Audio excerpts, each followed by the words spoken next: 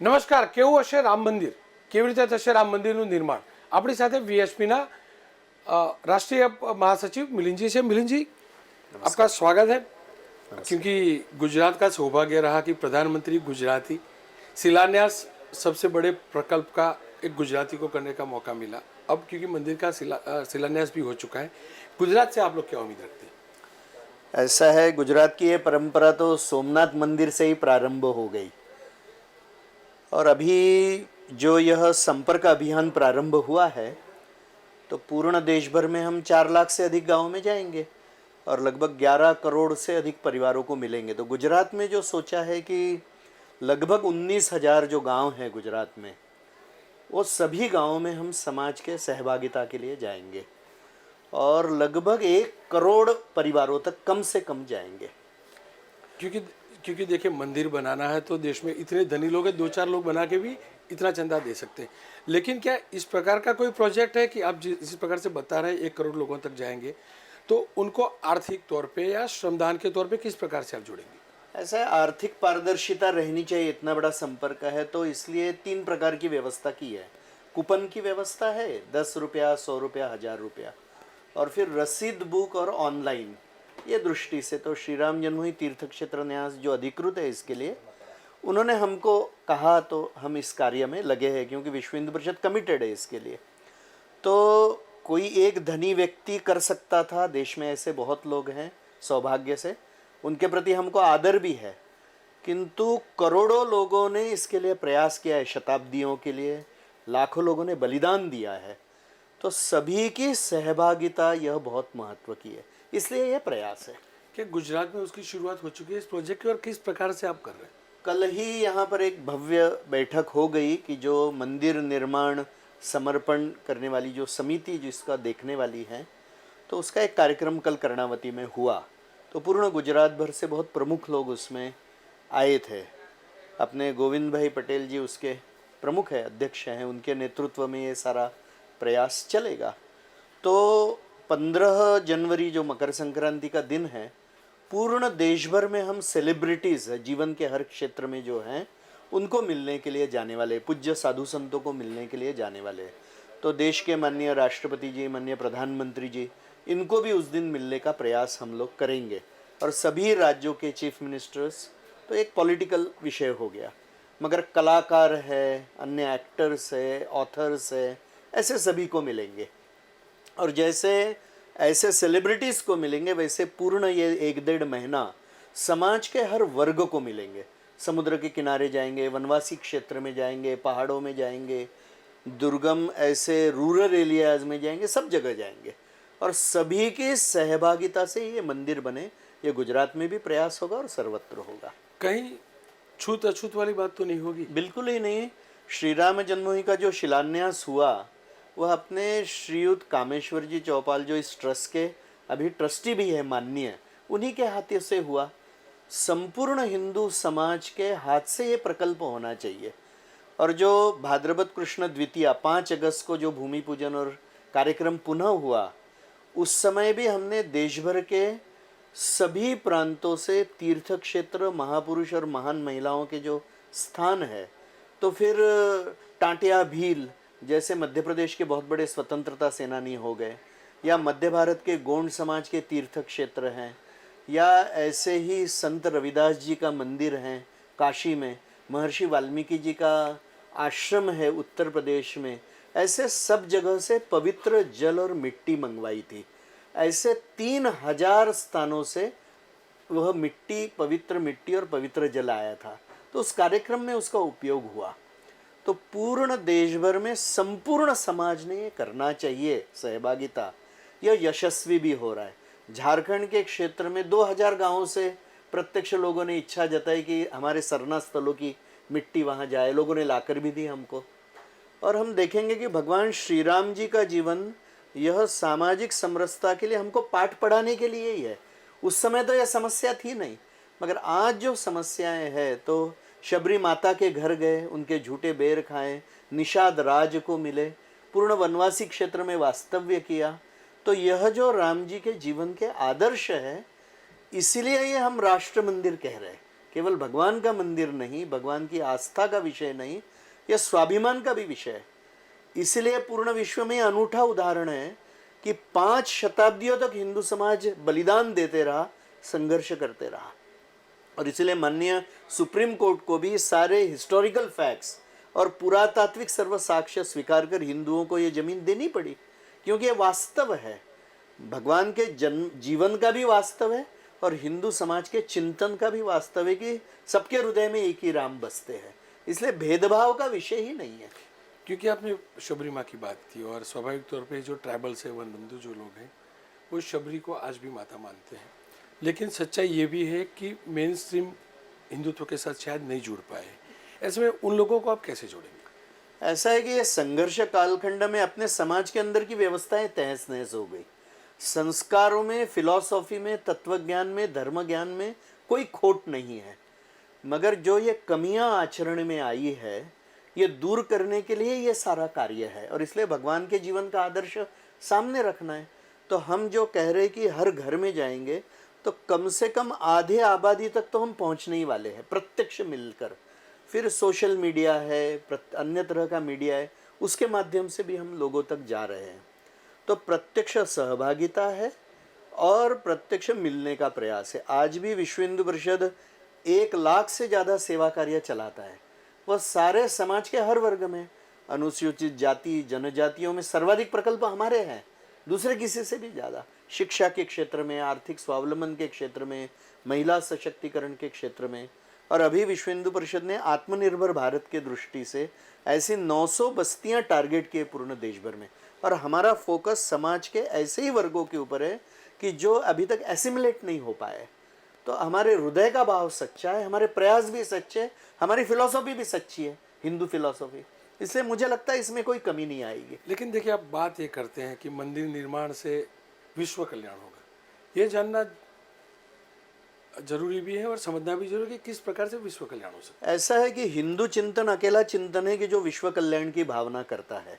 अन्य कोई भी चिंतन इस विश्व का यह क्षमता नहीं रखता है और यह बात भी नहीं कहता है। यह यदि करना है तो कोई भी फिलॉसफी सामर्थ्य के साथ भी स्वीकारी जाती है। जो पराजित है, जो कमजोर है, उसके फिलॉसफी को महत्व नहीं रहता है। और इसलिए हिंदू समाज को बलशाली करने के लिए यह आदर्श भगवान श्री राम जी का, उनके जन्म स्थान का स्वाभिमान का प्रतीक यानी उनका मंदिर बनाना, ये हिंदू समाज के जागरण, संगठन और बलवान बनने के लिए आवश्यक है। इसलिए मंदिर का महत्व है, भक्ति की भी, आस्था का भी विषय, स्वाभिमान का भी विषय। ये मंदिर बनने से समाज एकत्र आ रहा है, इस देश की सोच बदल रही है, सामाजिक समरसता का विषय बढ़ रहा है, संपूर्ण समाज को एकत्र ला रही है। ये सामर्थ्य खड़ा रहेगा तो फिर हिंदू चिंतन को पूर्ण विश्व स्वीकारेगा, इसलिए विश्व कल्याण होगा। इसका यह प्रथम कदम है। देखिए, आपके हिसाब से और खास करके वीएचपी के लहजे से देखें तो वीएचपी हिंदुत्व और राष्ट्रवाद दोनों की कल्पना या तो व्याख्या किस प्रकार से करता है? ऐसा है, ये दोनों शब्द, हिंदू शब्द और ये शब्द परिभाषित करने के लिए बहुत कठिन है। किंतु राष्ट्र या संकल्पना तो कल्चरल है, सांस्कृतिक है, वो पॉलिटिकल नहीं है, वो सरकार से जुड़ी हुई नहीं है। हम ये कहते कि यहाँ पे जो धर्मधाराओं का जन्म हुआ है, जो विज्ञान तत्वज्ञान का यहाँ जन्म हुआ है, यहाँ के ऋषि मुनियों ने जो कहा है, जो जीवन दृष्टि, जीवन मूल्य, जैसे कि मातृवत परदारेषु, जो परधन है वो मिट्टी के समान है, उसको स्वीकारना नहीं, और आत्मवत सर्वभूतेषु, ये मानने वाला हिंदू चिंतन है। तो यही अकेला विश्व कल्याण की कामना भी कर सकता है और बता भी सकता है। बाकी लोग तो टुकड़ों में सोचते हैं, हम पूर्ण विश्व का, पर्यावरण का सोच रहे हैं। इस मूल्य को मानने वाले सभी हिंदू ये हम मानते हैं, और यह कोई नेशनल बाउंड्री के साथ जुड़ा हुआ विषय नहीं है। यह मानने वाला कोई भी हो वह हम हिंदू मानते हैं, इतनी हमारी ब्रॉड सोच है। इसमें सभी लोग आ जाते, हिंदू समाज के भी सर्व अंग आ जाते, पूर्ण मानवता का यह तत्व ज्ञान है। इसको सामर्थ्य देने के लिए राम मंदिर है। क्योंकि देखिए जिस दिन शिलान्यास हुआ और जिस सामाजिक सद्भावना भी देखने को मिली, समरसता देखने को मिली, सभी मजहब के लोगों को शामिल करने का प्रयास भी किया गया। आपको लग रहा है कि ये इस प्रकार से मंदिर का निर्माण हुआ है, जिस प्रकार से अदालत ने भी हाँ बोली, लघुमती समाज ने भी हाँ बोली, सब हर किसी ने हाँ बोली, ऐसे में ये सामाजिक समरसता का प्रतीक भी बन सकता है? बनेगा ही, क्योंकि भगवान का जीवन आदर्श हम सामने रख रहे हैं, भक्ति भी कर रहे हैं और उनके जीवन से जो संदेश लेना है वो आचरण के लिए। भगवान पूर्ण समाज में जाकर मिले, समाज को उन्होंने जागरूक किया। रावण की जो बुराई थी उसके लिए लोक संगठन किया, वो तो भगवान थे, उनको किसी की जरूरत नहीं थी, मगर उन्होंने अपने जीवन से सबको जागरूक करके, सबको संगठित करके अच्छे काम में लगाया। कोई भेदभाव उनके जीवन में नहीं था। तो यह आदर्श सभी को सामने रखना है। अपने जाति, भाषा, प्रांत का अभिमान रखते हुए भेदभाव को जीवन में स्थान नहीं देना। जाति भेद दूर करना, अस्पृश्यता दूर करना है, नहीं, यही है। और केवल भावात्मक नहीं है, तो सभी को आर्थिक दृष्टि से सबल बनाना, भावात्मक दृष्टि से सबल बनाना, समाज को शोषण मुक्त बनाना, समता युक्त बनाना, ये आदर्श भगवान को सामने रखने से आता है। उस प्रयास को इस मंदिर से बल मिलेगा। क्योंकि देखिए हम लोग तो अयोध्या गए नहीं है, शिलान्यास होने के बाद जो भी विजुअल आते हैं, जो भी स्टोरीज आती है, न्यूज़ खबरें आती है, वहाँ से पता चलता है किस प्रकार से निर्माण का कार्य चल रहा है। आप जाते होंगे, आप देखते होंगे किस प्रकार से काम चल रहा है और कब तक हो पाएगा। प्रत्यक्ष जो भूमि है, जन्मभूमि, उसके सराउंडिंग एरिया, ऐसा सब मिलकर 70 एकड़ भूमि लगभग यह श्री राम जन्मभूमि तीर्थ क्षेत्र न्यास को सौंपी गई है। तो उसमें लगभग जो प्रत्यक्ष मंदिर 1.5 एकड़ एरिया पे होगा, जन्मभूमि का जो स्थान है, परकोटा आसपास का पकड़कर पूर्ण मंदिर यह 6 एकड़ भूमि में होगा। 360 फीट लंबा, 235 फीट चौड़ा, 161 फीट ऊंचा, ऐसा 5 शिखर वाला मंदिर बनेगा। संपूर्ण पिंक ग्रेनाइट का यह मंदिर बनेगा, 3 तलों का बनेगा, G+2।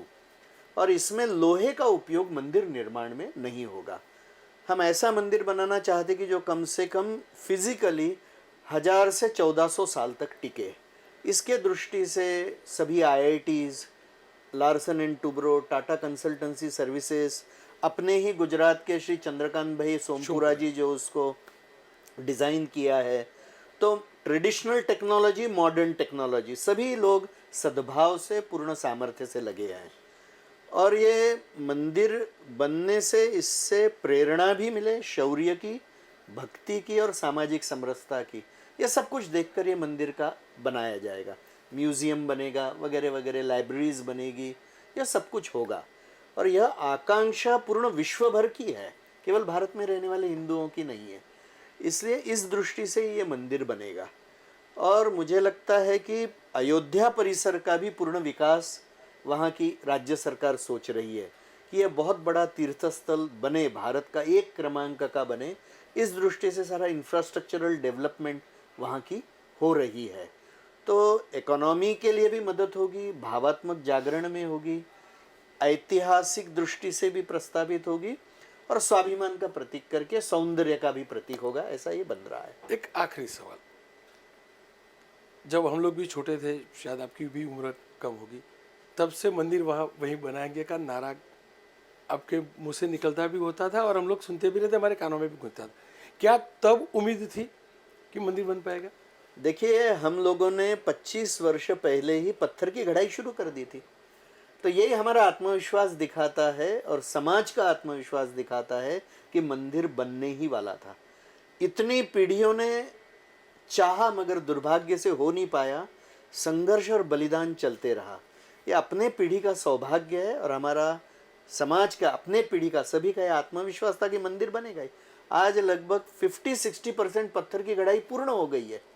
तो ये आत्मविश्वास ही दिखलाता है कि अपने ही पीढ़ी में मंदिर बनाना है।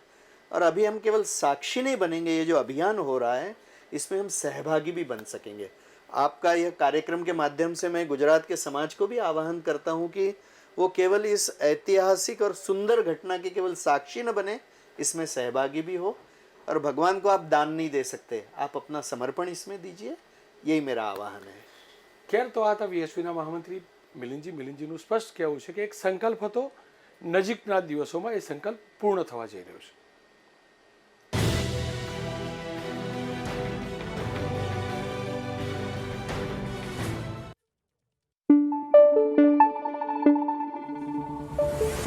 Thank you.